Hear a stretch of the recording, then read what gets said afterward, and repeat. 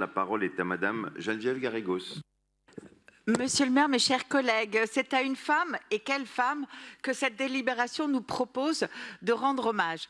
Née en août 1941 à Mindelo, sur l'île de San Vicente, Cesaria Évora a 34 ans lorsque son petit pays devient indépendant du Portugal et dans le sillage de la Révolution des œillets qui ouvre les portes de la liberté aux anciennes colonies de l'Empire lusitanien.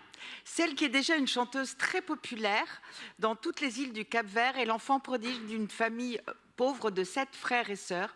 Sa mère est cuisinière, son père musicien, joue du cavaquinho, de la guitare classique ou encore du violon. La musique entre très tôt dans sa vie, mais c'est à la mort de son père, elle a 7 ans, qu'elle apprend le chant dans la chorale de l'orphelinat à qui sa mère la confie. Et à 16 ans, elle débute sa carrière de chanteuse dans les bars et les cafés. Eduardo, marin et guitariste portugais, lui enseigne la musique capverdienne et les musiques traditionnelles. Puis, un guitariste capverdien va l'introduire sur une radio locale, la radio Barlavento, où elle enregistre ses premières chansons. Mais avec l'indépendance, la fermeture des bars et des cafés par le Parti africain pour l'indépendance du Cap-Vert, Cesaria met fin provisoirement à sa carrière. Il faudra que, poussée par une amie, Isora Gomes, elle enregistre un album à Lisbonne en compagnie d'autres artistes capverdiennes à l'occasion de la célébration des 10 ans de l'indépendance du Cap-Vert. En 1987, ce sera José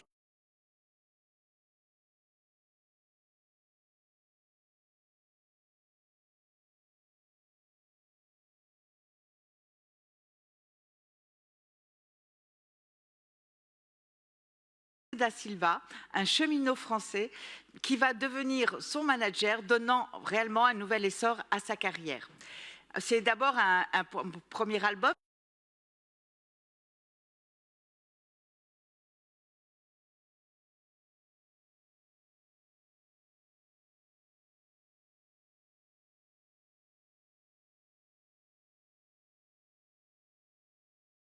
La diva aux pieds nus, qui va devenir son surnom pour son habitude de monter sur scène sans chaussures, puis Marasoul, totalement acoustique, qui l'amène à Angoulême, puis au New Morning de Paris.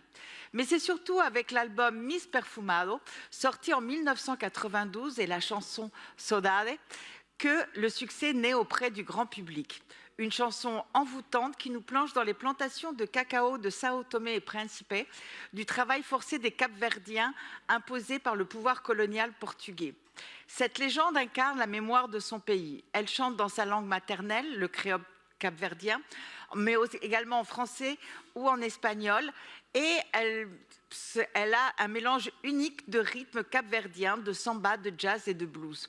Et si elle se produit dans les plus prestigieuses salles du monde, dans l'Olympia à Paris, sa scène sera le monde, elle qui fut l'ambassadrice de la culture du Cap-Vert.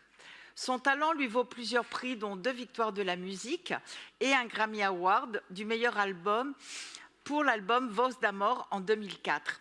Romantique, Cesaria Évora avait une vision politique, un brin utopique fondé sur la quête du bonheur.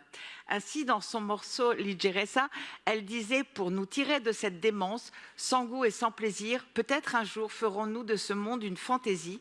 La vie n'est pas banale, dans la légèreté nous vivrons, sans peiner ni offenser personne. » Mais si on la connaît, c'est surtout parce qu'elle a chanté son petit pays, duquel elle disait « Terre pauvre remplie d'amour, terre douce pleine d'amour, tant de nostalgie, saudade, saudade ». Je ne vous fais pas l'affront de chanter, je ne serai jamais à la hauteur de Cesaria Évora. Nostalgie sans fin, petit pays, je t'aime beaucoup. Cesaria nous a quitté en 2011, mais sa voix reste ancrée dans nos mémoires.